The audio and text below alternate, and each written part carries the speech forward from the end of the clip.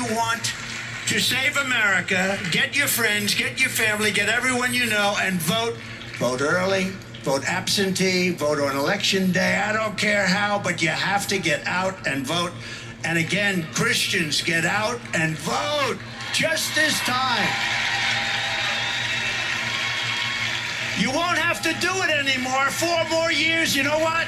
It'll be fixed, it'll be fine. You won't have to vote anymore, my beautiful Christians. I love you, Christians. I'm a Christian. I love you. Get out. You gotta get out and vote. In 4 years, you don't have to vote again. We'll have it fixed so good you're not gonna have to vote. Oh, here we go again. I don't think Trump meant what folks on the left are claiming he meant. And this is a perfect example. If you guys wonder why these elections are so close, you look at everything that Trump has done, and yet the elections are always so close, right? The percentage of people who would be on your side, making it not close, right? The reason they're not on your side is because you guys keep losing them by doing exactly this. So let's first of all talk about what Trump probably meant when he said that. Now, as a nonpartisan, not one of those fake centrists who just always conveniently lean right on everything but claim they're nonpartisan. They have a lot of energy to go after the left, but not so much on the right. But they're in the middle. They're nonpartisan, right? No. As a person who's legitimately nonpartisan, when I listen to Trump or when I listen to videos about Trump, I don't shut my guard down and just have this lens of, you know, I hate him and whatever he's doing is evil and it's wrong or whatever. Listen, there's a lot of bad things about Trump. And I think you can absolutely make a good faith and well-informed comparison to Hitler. I know that's the topic you're not supposed to talk about, but for people that aren't simpletons, therefore recognize that there's a lot that happened before the violence, right? Hitler had a path that led him to that. And you could say that about any mass shooter or serial killer. They didn't come out the womb guns blazing, right? They had a past, they had a history. There was a path that got them to that point where the violence came in. Hitler also had a path, right, which was very similar to Donald Trump, right? In fact, there's a lot of similarities up to January 6th, up to and including January 6th with Hitler, right? So there's a lot of genuinely bad things that Trump has done. He's definitely a major threat. There's tons of material if you want to go after Trump, as you should. So there's no need to exaggerate, and there's no need to add stuff in there unnecessarily, right? We got enough material, right? So let's not fall into that trap. And I realize that some of these left-wing media folks, they're generally so biased that they can't see it, right? And then there's others who know better and they just can't help but sensationalize everything and jump on, and everything about Trump, you know, try to present it in the most negative light. Again, we're talking about someone, there's lots of material, man. The truth is bad enough. But this is just a classic case of American media, whether it's independent or corporate. We're so greedy in our media, right? You know, a juicy story is not juicy enough. When I listen to Trump speaking, without my filtered lens of, you know, I hate Trump and he's evil and everything about him that's negative must be true, I actually listen to the words that he's saying. I try to understand what he means, try to get the context, right? Most times when they're saying negative stuff about him, my conclusion is they're right. They may, you know, exaggerate a little bit, but for the most part, they're right. But then you have situations like the find me votes, right? And I did a video about that. In this case, we have the situation where people are saying he's talking about fixing the election, right? Because that's automatically where their mind's going to go, obviously, and for good reason, right?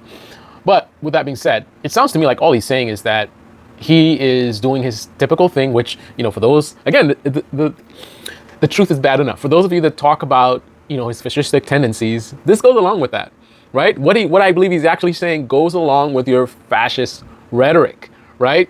A strong man who claims he's going to fix everything, right? He's going to secure the border. He's going to make the economy boom again. You know, or he's going to make America great again. Gas going to be $1. There's not going to be any crimes. The border's going to be sealed up. So what the hell are you voting for? What are you voting for, right? Why did we see so many people coming out to vote recently? Because of all the chaos, right? We had the pandemic, and now we got all this drama going on, right? When there's chaos, there's a incentive to vote. When everything is good, when everything is fixed, what you voting for? I'm not saying you shouldn't vote when everything's fixed, but I'm just saying, if he fixes all the problems, then there's not going to be a lot of incentive. In fact, voter turnout is going to go down, right? Now, there's no way he's going to fix everything in 4 years. But we also heard this rhetoric before, right? He's always talked about on day one, I'm going to fix this thing and I'm going to end the war in 2 days, right? This is rhetoric that we are familiar with from Trump. So it aligns perfectly with the kind of stuff that he says. It also aligns with his craziness and his potential dementia, his cognitive decline, right? Everyone sees it so clearly with Joe Biden, right? And it was there, right? We saw it. For some reason, it's complicated. Everything with Trump is complicated, right? Joe Biden does something kind of funky, looking like he's kind of losing it. It's kind of, he's losing it. Trump does something like that or worse, and it's kind of like, well, So he talks crazy. He's all over the place, right? So it's not unusual for him to say something in an awkward way. He's not the best person with words. Now, he's the best person with words when it comes to manipulating the emotions of his target demographic that he speaks to. Certainly, with all the mistakes and all, it works perfectly for the demographic that he's targeting. But grammatically speaking, or from a being outside of the cult perspective, he kind of says weird stuff all the time. Like, everything's gonna be fixed. You're not gonna have to vote again. Also, he's a reality TV star, superstar reality TV guy. He's really good at it, right? Which is why people shouldn't be so surprised and giving him all his props for fight. He's a TV guy, man. He heard on the radio that the shooter's down. He's got a whole team of people trained. He's got the SWAT team on the roof, right? So the coast is clear. His words, it was like a mosquito. He felt like a mosquito, giant mosquito bite. He didn't actually get shoot anywhere vital or whatever, right? So of course the reality TV star gonna be like, let me get that shot. Fight, right? But of course people in the cult, they're like, oh, he's so heroic. Oh, he's a strong man. And that's what we need as a president, right? A reality TV star. That's what they're saying they want for a president. Someone who would risk potentially the Secret Service being wrong and there's actually 2 shooters and he gets 2 to the dome while he's busy there, fight, right? That's who they think is a president. A person irresponsible like that, the coast is clear, so let me go get this shot, right? He could have been killed for that stunt. But how they take it? Oh, he's a hero and he's a tough guy, right? Anyway, that being said, I think that with his reality TV star sort of skill set, corporate media has mentioned how he has an ability to get a lot of attention, get a lot of free marketing, get everybody to talk about him, right? So you got to wonder if, and this wouldn't be the first time, if he says things intentionally to get the left riled up.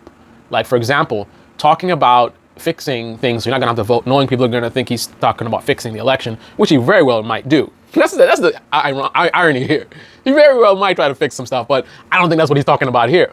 But he might intentionally say it in that way because that's kind of the master manipulator tactic. You got to look at him that way in terms of a sneaky guy who's, he's big on manipulation. So what greater way to manipulate than to say something like that that's ambiguous enough that people who don't like you going to jump on it and say, oh, he's talking about fixing the election, right? But since you didn't actually say those words, right? And there's a plausible explanation of like, well, I meant I was going to fix everything, right? That's perfect. And this is how Trump is able to be close in the elections as bad as he is. Because there's a not small amount of people who keep seeing things like this. And this is how it goes.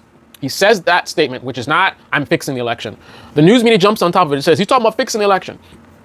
Then he'll go on Fox News or wherever, and he'll say, no, that's not what I meant. I meant da-da-da, right? And reasonable people will see, well, oh, that makes sense. And they'll say to themselves, like, why would he openly just say, I'm going to fix the election, I'm going to fix it? Right? We've seen a lot of crazy stuff, but he never comes right out and says stuff like that, right?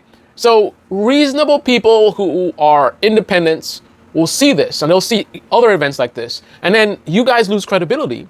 And then this opens them up to vulnerability to the propagandists on the right, right? I've seen so many stories of people who used to be Democrats, used to vote Democrat, used to be liberals, right?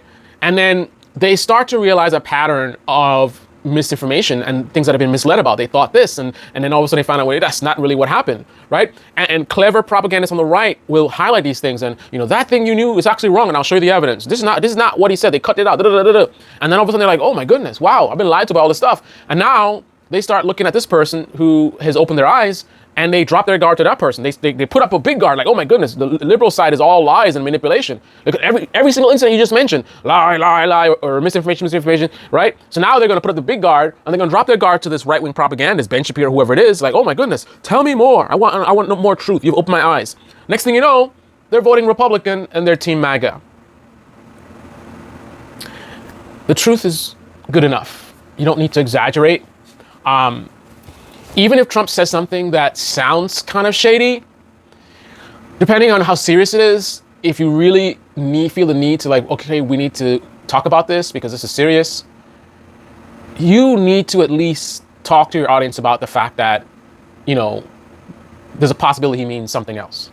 But for you to just give it like 100%, he's talking about fixing the election open and just run with that line, again, you're opening yourself up to losing credibility.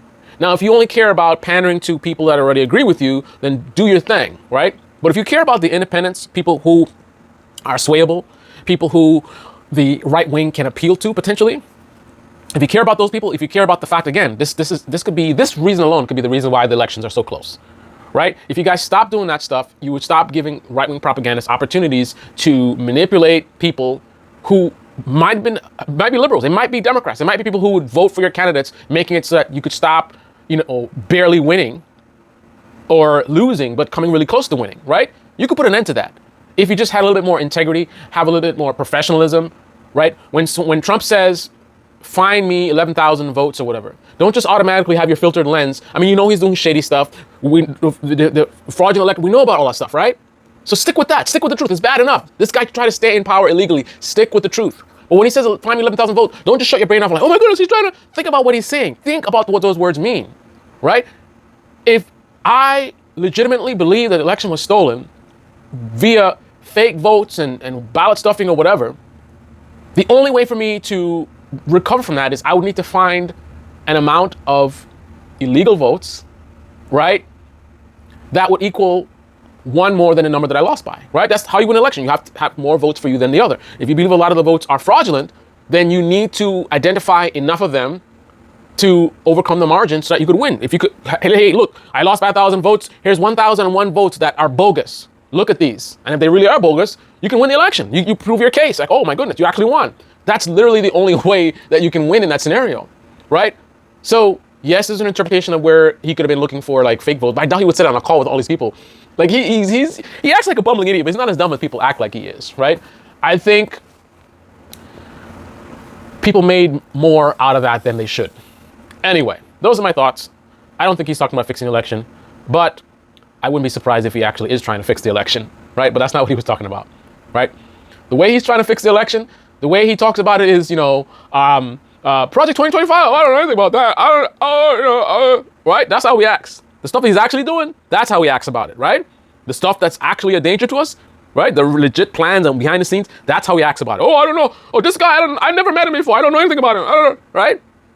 He doesn't have Project 2025 talking that crazy stuff, and he's on board, and he's like, listen, we're going to use Project 2025, and we're going to put in all of my fans in the office. No, he don't do that. He plays games and like, oh, I never heard about whatever. Then he gets in office and then Project 2025. Wait a minute, I thought they said. This is the Debate Me channel. Debate me in the comment section below. Click on the like button, subscribe, smash that bell. Be well.